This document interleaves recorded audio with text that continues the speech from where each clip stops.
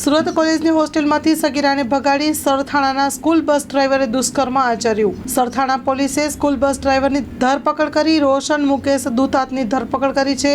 આરોપીએ વિદ્યાર્થીનીના પિતા બની હોસ્ટેલમાંથી રજા લીધી હતી। સુરત શહેર પોશ વિસ્તારની કોલેજની હોસ્ટેલમાં રહીને વિદ્યાર્થીની અભ્યાસ કરતી હતી। 17 વર્ષની સગીર વિદ્યાર્થીનીને લગ્નની લાલચ આપી સરથાણાનો પરિણીત યુવક ભગાડી ગયો હતો। યુવકે સરથાણા ખાતે પોતાના ઘરે લઈ જઈ સગીરા સાથે શારીરિક સંબંધ બાંધ્યો હતો। હોસ્ટેલમાંથી સગીર વિદ્યાર્થીનીને આરોપીએ પિતા બની રજા લીધી હતી। સગીરાને આરોપીના ચુંગલમાંથી છોડાવી તેણીના પિતા ઘરે લઈ ગયા હતા। બીજી તરફ આરોપીએ સગીરાના પિતાને ફોન પર કરીને કહ્યું કે તેમની છોકરી પાછળ 2 લાખનો ખર્ચ કર્યો છે, તે અથવા છોકરી મને આપો, નહીં તો હું તમને અને તમારા પરિવારને મારી નાખીશ એવી ધમકી આપી હતી। સગીરાને કોરોના વખતે આરોપી સાથે ઓળખાણ થઈ ગઈ હતી। પછી બંને જણા સોશિયલ મીડિયામાં એકબીજા સાથે વાતો કરતા હતા। આ બનાવ અંગે સગીરાના પિતાએ સરથાણા પોલીસમાં ફરિયાદ દાખલ કરાવી છે, જેના આધારે પોલીસે 24 વર્ષીય રોશન મુકેશ દુધાટ સામે રેપ અને પોક્સો એક્ટની કલમો તળે ગુનો નોંધ્યો છે।